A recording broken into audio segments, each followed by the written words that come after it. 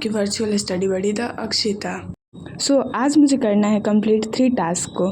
सबसे पहला है मुझे अपना ट्यूशन का होमवर्क, और ये मुझे कब याद आ रहा है जब ट्यूशन जाने में बस आधा घंटा बचा है तब। इतने देर से मुझे कोई फ़िक्र थी ना चिंता थी।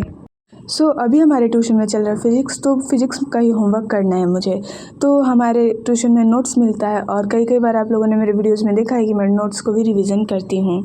तो उसी नोट्स का मुझे कुछ क्वेश्चन सॉल्व करना था, और ऐसा नहीं है कि मुझे पूरा चैप्टर आता है, और बस थोड़ा बहुत उसमें से भी देख के नोट्स में से आंसर लिख रही थी। ये हमारा 3 टास्क में से फर्स्ट टास्क है, जो कि अब कंप्लीट ही होने वाला है। एंड अब मुझे इस टास्क को कंप्लीट करने के बाद निकलना होगा ट्यूशन से। तो मिलती हूँ आपसे मैं ट्यूशन से आने के बाद। एंड ट्यूशन से आने के बाद कुछ खाया पिया, एंड फिर मैं अपना सेकंड टास्क कंप्लीट करने लगी, जिसमें मुझे एक इतनी बड़ी वीरांगना की स्टोरी पढ़नी थी, जिन्होंने फर्स्ट टाइम इंडिया की फ़र्स्ट लेडी थी जो माउंट एवरेस्ट पे चढ़ी थी। एंड ये कहानी जो थी हम सब के लिए बहुत ज़्यादा ही प्रेरणादायक कहानी है, और इससे हमें सीखना भी चाहिए कि कैसे मतलब इतना बड़ा पहाड़ पे चढ़ना कोई इजी टास्क नहीं है, बहुत ज़्यादा ही हार्ड टास्क है। हमें पढ़ाई करने में इतनी ज़्यादा मौत आने लगती है, तो पहाड़ चढ़ना है वो, तो सोचो कितना ज़्यादा हार्ड टास्क है। वो भी इन द लास्ट टाइम बर्फ़ के गोले आ चुके थे उनके टेंट के हाउस के तरफ, एंड फिर उनका पैर में भी थोड़ा सा चोट लग गया था, मीन्स टूट गया था, मतलब पूरा नहीं बोल सकते हैं, बट उनके पैर में फ्रैक्चर चोटें आ चुकी थी। फिर भी उन्होंने हिम्मत नहीं हारी। बट हम लोग क्यों इतना जल्दी हिम्मत हार जाते हैं? तो हमें भी इनकी तरह हिम्मत को नहीं हारना चाहिए, और आगे अपनी लड़ाइयों के साथ लड़ने के लिए इनसे हमें प्रेरणा लेनी चाहिए। और ये अपनी पूरी ज़िंदगी की बायोग्राफ़ी खुद से लिखी हैं, और तो हमारी इस क्लास 9th के आसपास बुक में दिया हुआ है उनकी पूरी ज़िंदगी की बायोग्राफ़ी। तो मैंने उसे रीडिंग किया, और पूरा तो आज रीडिंग नहीं किया था, बट आधा ही किया।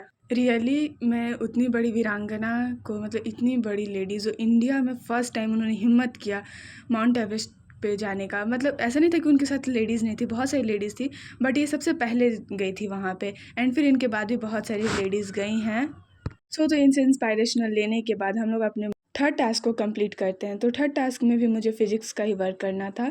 तो फ़िज़िक्स का ग्रेविटेशनल चैप्टर, जो कि आज तक किसका पता नहीं चला। जब एप्पल गिरा था तो खा लेते, इस चैप्टर का फिर निर्माण ही नहीं होता, मीन्स ये चैप्टर बनता ही नहीं।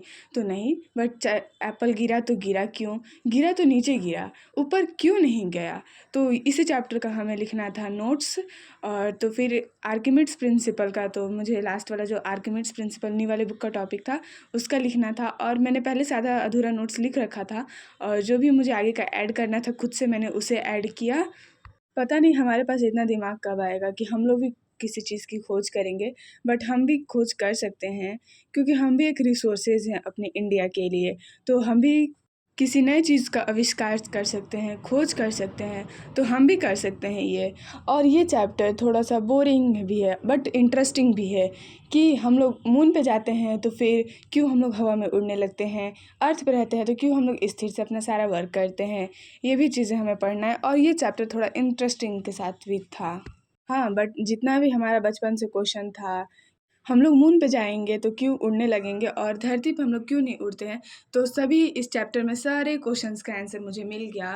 और हाँ, हमें 1-1 क्लास करके सारे क्वेश्चंस का आंसर मिलते जाएगा, इसी तरह जैसे हमारे इतने सारे क्वेश्चंस का ये चैप्टर आंसर दिया है। इसकी तो थ्योरी अच्छी है, बट न्यूमेरिकल्स करने में जो हालत ख़राब होती है उसका कहना नहीं। और रियली इस चैप्टर का तो न्यूमेरिकल्स और भी ज़्यादा हार्ड है, क्योंकि उसका क्वेश्चन जो इतना बड़ा बड़ा सॉल्व करना है, मतलब आंसर कुछ और आता है और हमारा आंसर कुछ और आता है। बट कोई नहीं, प्रैक्टिस मेक्स अ परफेक्ट, तो उसी तरह हम लोग भी प्रैक्टिस करके परफेक्ट इंसान बन सकते हैं। तो हम भी अपना 100% दे के प्रैक्टिस करेंगे। तो इन्हीं सारी टास्क को कंप्लीट करने के साथ आज का हमारा डे ख़त्म होता है, ठीक है? फिर बाय, मिलते हैं आपसे अगले वीडियो में।